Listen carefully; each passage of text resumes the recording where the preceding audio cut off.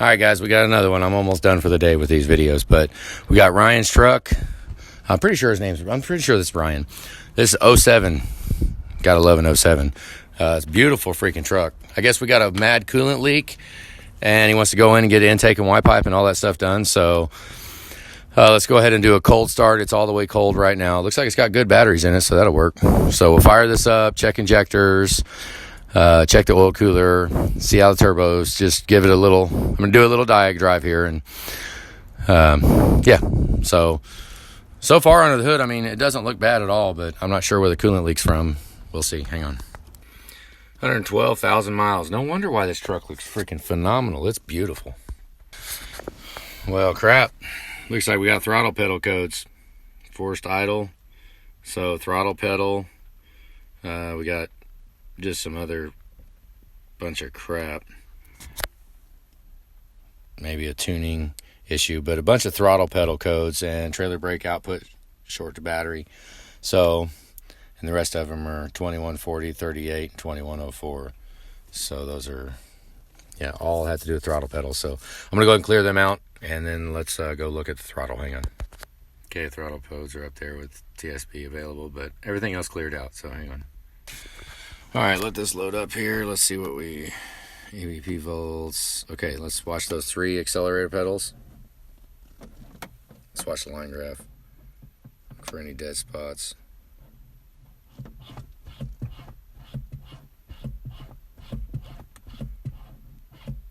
Oh, computer reset. Okay, as of right now, who knows? Maybe it got unplugged. But 37 degrees, coolant, oil's at 39. Battery volts look to be all right. Ficum's at 47.5, 48. ICP volts is okay. Okay, IPR and Ficum. Let's do this. Here we go. Right there. Oh, key on. Oh, 46. All right, so it needs a Ficum. So power supply, there you go. So cold start diag's going to have to wait.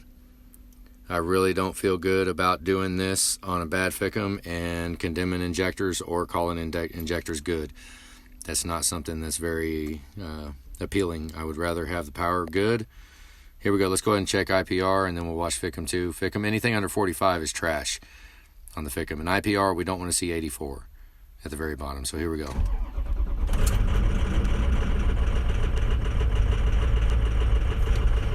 Okay, we already know the power supply's gone.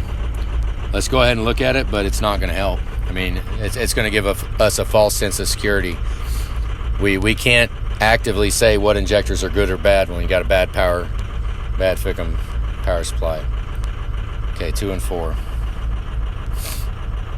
Look at 6 also. That's almost pushing towards a bubble test. Let's do a bubble test and make sure that combustion gas is not getting through it. Those are all real quick tests, but we need to do those while we're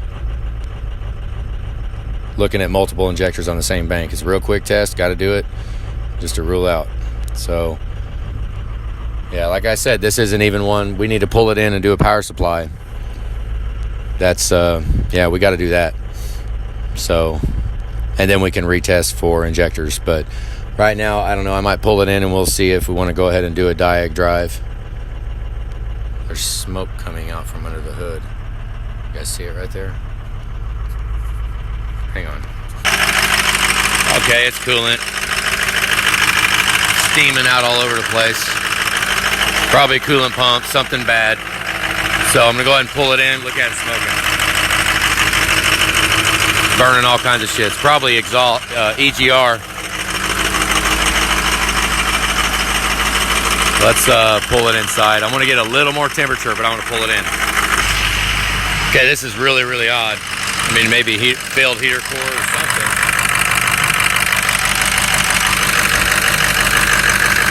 It's coming out of over here.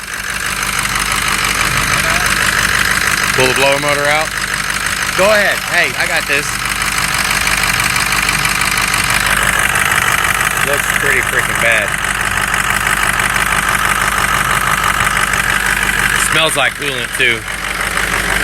Horribly bad. Let me look under it. Oh man, I didn't show it. Let me get under there and show it, because this truck is done. All diag stops. We cannot drive it. We cannot coolant flush it. We cannot ensure that the oil cooler that we put in it, it will be good. We waited too long. Let me shut this off. Hang on. What's up, guys? All right, let's see. We waited too long. Okay, we waited way too long. So that sucks, but we could potentially be looking at 2 oil coolers need to be done. Tear it all the way apart. The coolant needs to be flushed and driven in order to ensure that the oil cooler we would put in it right now would be good, because the EGR cooler is catastrophically failed, so we can't even drive it. It's right now intake off, turbo off, Y pipe intake. Do it all right now without knowing how the oil cooler is, because we're not going to be able to drive it. I'll get under there here in a second and I'll show you. It's bubbling out of the freaking up pipe, but hang on. All right, here we go. I'm going to go ahead and fire it up. It's going to be loud. I'll go underneath and I'll show you. We got a busted up pipe and a failed EGR cooler. And it running pretty freaking bad. I mean, it's running bad. I mean, I do number 2 and number 4 at least.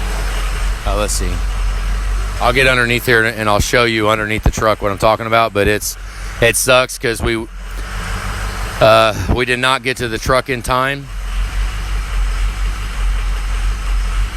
2 and 4.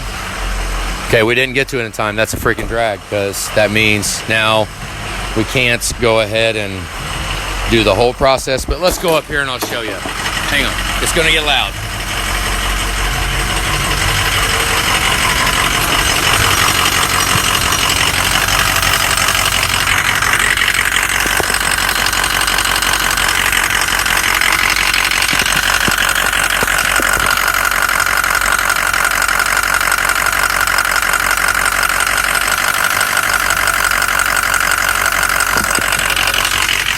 Okay, now whether or not the video showed it and you caught it, but it's got a broken flex joint and it's throwing coolant out all over the place, so it's done.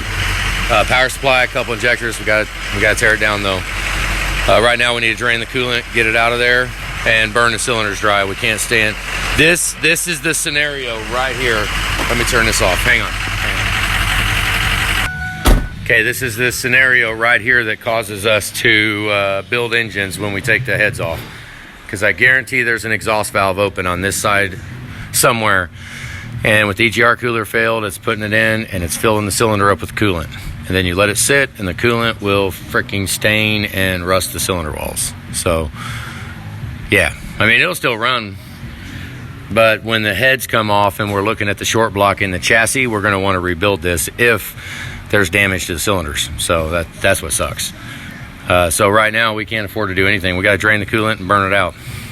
Once we burn it out, we know the cylinders are dry. They got oil in them. They're good. But right now, I mean, I didn't even look to see if it had an EGR cooler on it, but I'm guaranteeing you it does. Yep, right there. Because it's catastrophic. Done. So, yeah, a little laundry list. I'm going to go ahead and end it here because we still got a bunch more crap to do to this. All right, guys, have a good day.